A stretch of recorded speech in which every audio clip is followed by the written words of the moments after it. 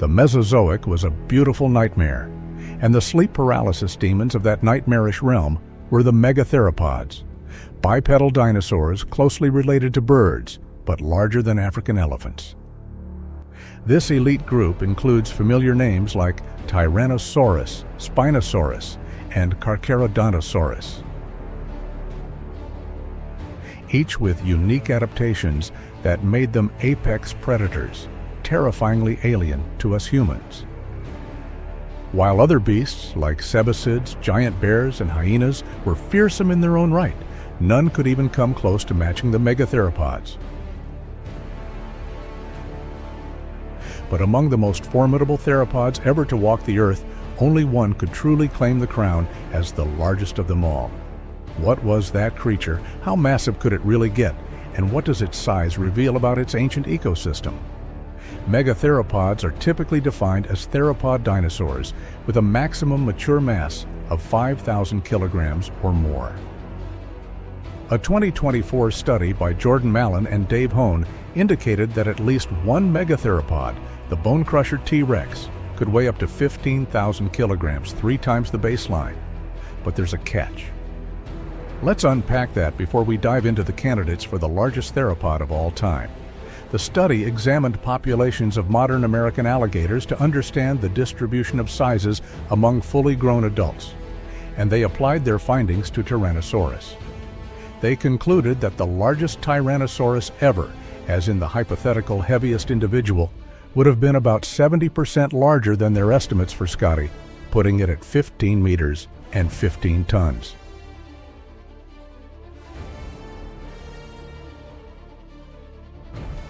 Let me clear up some misunderstandings.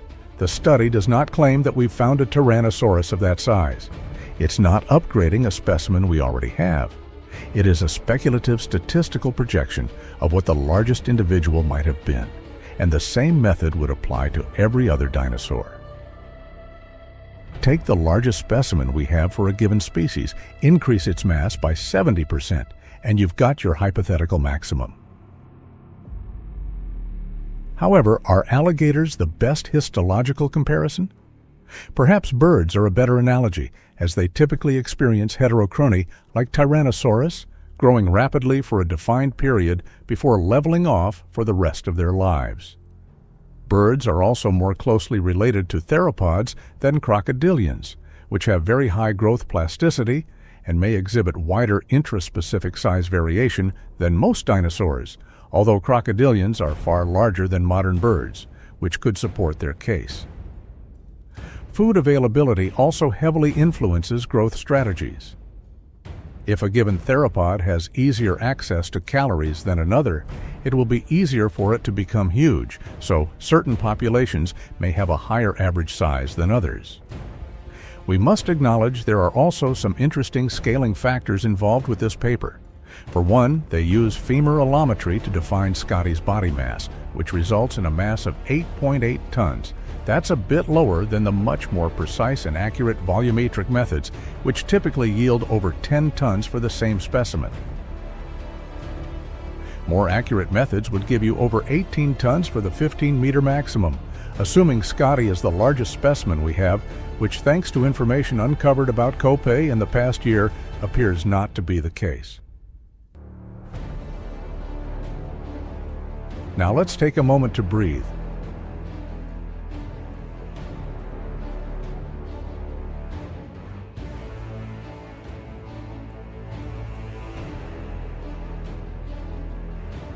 I don't consider an 18-ton Rex at all likely.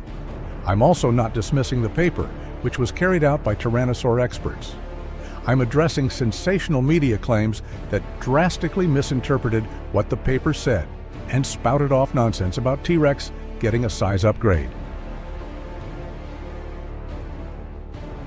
That's not what happened here. It's mathematical speculation based on population dynamics. Personally, I doubt that Tyrannosaurus reached 18 tons, but the issue isn't biomechanical. Biomechanical models actually tend to drastically underestimate animal capacity, if anything, as pointed out by this post from SVPal. This rhinoceros was running at full tilt, tripped and flipped head over heels in an event that, according to our best computer models, would have instantly killed it. Yet it was completely uninjured and kept moving immediately afterward.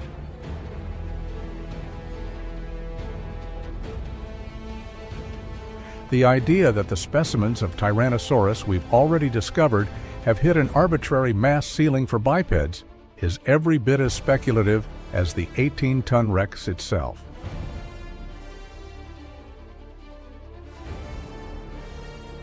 And to be fair, Mallon and Hone clearly label their paper as just that, speculation.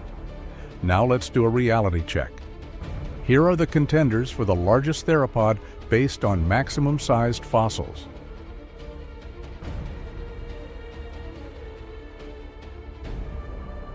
Some have better material than others, but they're all broadly in the same league, the cream of the Megatheropod crop. Deinocheirus mirificus is just awesome. From the late Cretaceous of Mongolia, this ornithomimid is famous for its gigantic clawed arms and is understood to have been an omnivore that ate plants and possibly fish.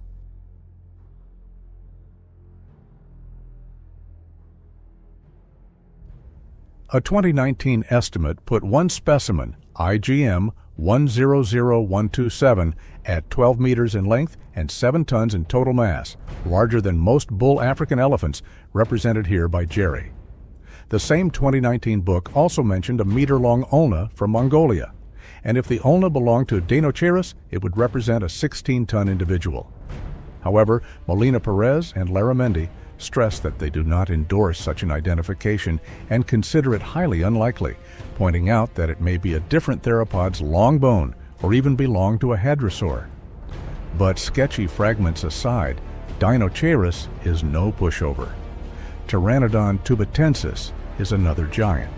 It was discovered in 2005 and is known from 2 partial skeletons and had more dense bones than other large pneumatized Carcharodontosaurids. Femorallometry predicted a mass of 5,700 and 6,200 kilograms for the smaller and larger specimens, and given femorallometry's tendency to underestimate large theropod mass, a more realistic mass would be somewhat higher.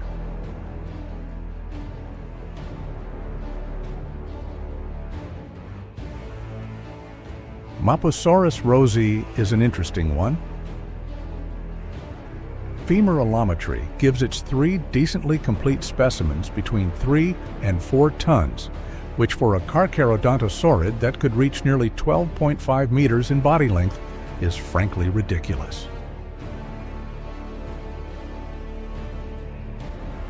Larramendi's 2019 estimate arrived at a more reasonable 7,600 kilograms, and a 2019 GDI arrived at just short of 7 tons.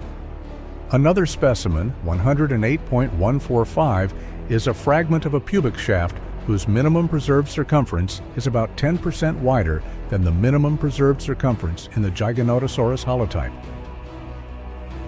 That may mean a very large individual, but it could also simply represent a Mapposaurus with a large pubis. Scaling from fragments like this comes with incredibly wide margins of error and is subject to the whims of individual variation, so we can't confidently state this individual's size either way. Still, between 6.9 and 7.6 plus tons is quite respectable. Saurophaganax maximus is an animal constantly in flux.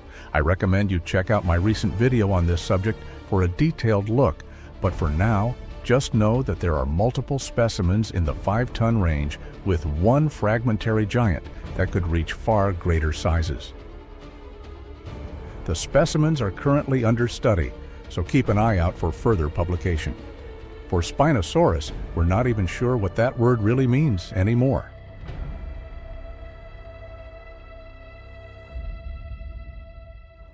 Ibrahim's famous neotype and the other giant jaw material we have from northern Africa could belong to the same genus as the skeleton that was destroyed almost 100 years ago, but there's not a lot of overlap. The giant rostrum described in 2005 was certainly large, and so is the NHMUK fragment, but they're jaw fragments. There's only so much mileage you can get from such a variable piece of the skeleton, and that's assuming they even belong to the same animal. For the sake of this video, we'll say that they are, but be warned, that comes with a huge disclaimer. That being said, Larramendi scaled the MSNM rostrum to 7.5 tons, which matches up with independent GDI estimates. As always, stay tuned.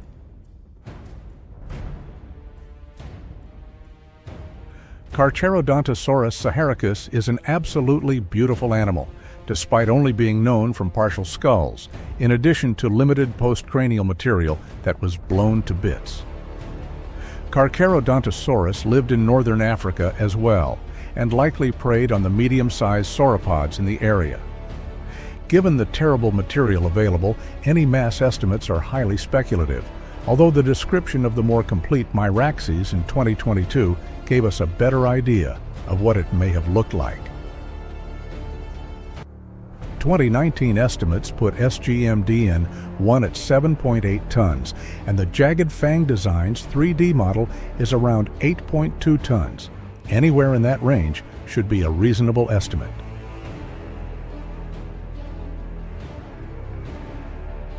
That brings us to the king of South America, Giganotosaurus carolinei.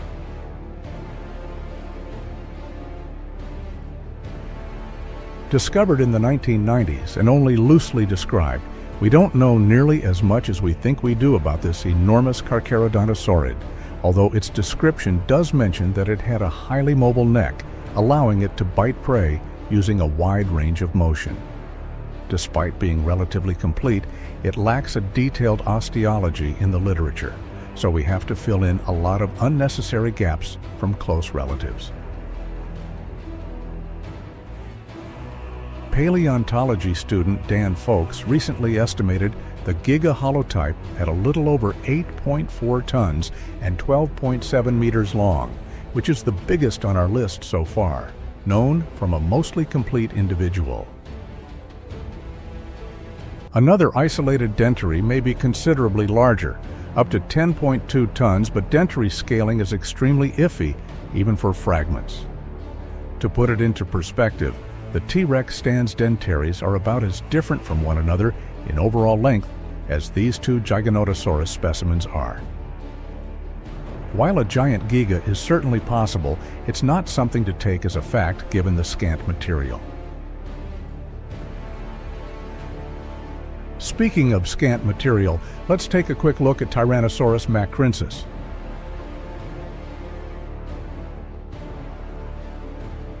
Described earlier this year from teeth chevrons and, you guessed it, a partial skull, it was about 5 to 7 million years older than T-Rex, according to recent zircon dating of the Hallwake Formation.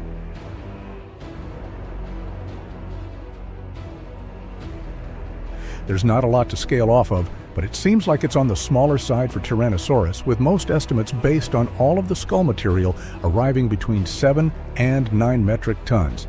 And finally, Tyrannosaurus rex. Known from over 24 adult specimens of varying quality, T-Rex has been at the top of the cultural totem pole in the dinosaur world for a century.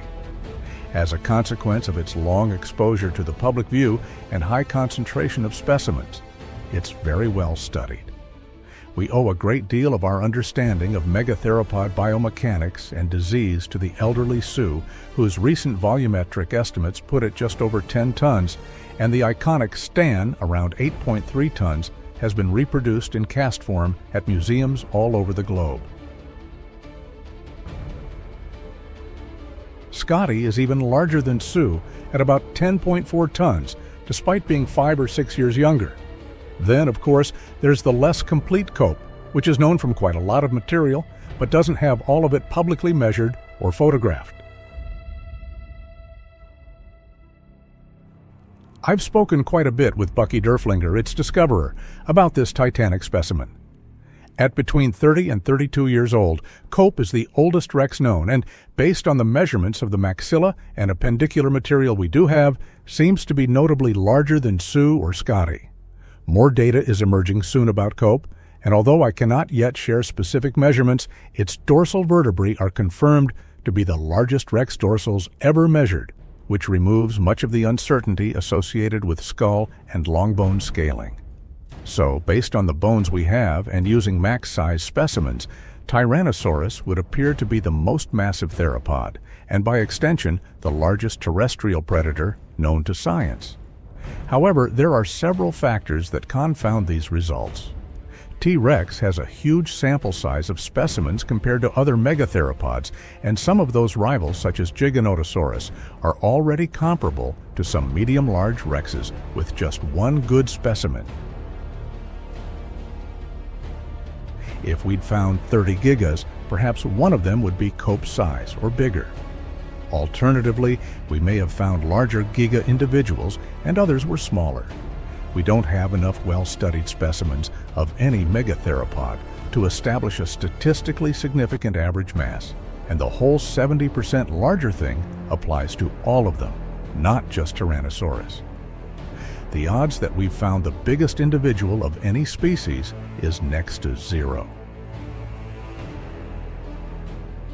I have two potential suggestions for the type of theropod that, in my opinion, is most likely to be the largest by body mass.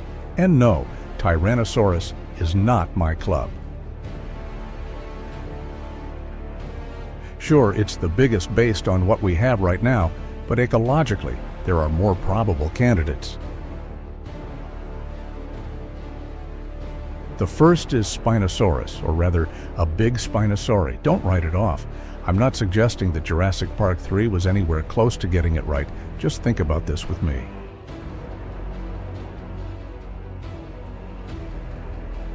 Our current understanding of Spinosaurus, again using the name as a conglomerate term here, is that it was a large-bodied shoreline predator that waded through the shallows and fed on enormous fish like Onchopristis, living like a huge heron crossed with a grizzly bear.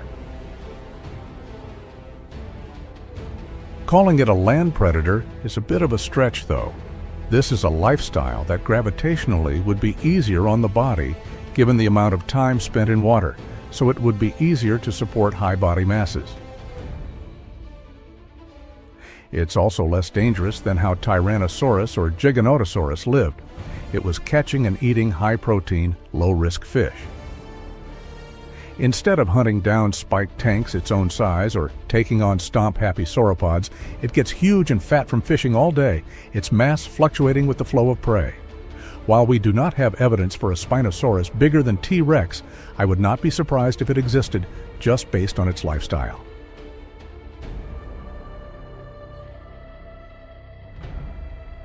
Then there's Deinocheirus. It was a huge clawed omnivore that was already built to be slow and stocky. It's not chasing large-bodied prey, it's eating plants and fish, and large size would only serve to protect it. An easy, flexible diet plus time on the shore plus selection for predator defense equals a recipe for a theropod that could reasonably push past the 15, 16, or even 17-ton mark, although of course individuals in that range would be quite rare. The issue with a Tyrannosaurus of that size isn't biomechanical, as I hope the rhinoceros example made abundantly clear. It's ecological, and an animal like Deinocheirus would have the means and the motive to be the largest theropod to ever walk the earth. Keep in mind that this is pure speculation on my part, and is every bit as hypothetical as the aforementioned study. I'm very open to changing my mind about this. Let me know in the comments if you think my argument makes sense or if it doesn't. What do you think was the biggest land predator ever? Was it even a theropod, or are you hiding a 20-ton Postosuchus specimen in your basement? If you are, kindly comment with your address and the code to your home security system. Of course, theropods were far from the only dangerous animals in prehistoric times, and the weaponry of ancient creatures was absolutely insane. Check out my analysis of those weapons in this video and subscribe for more content like this. Goodbye, and see you next time.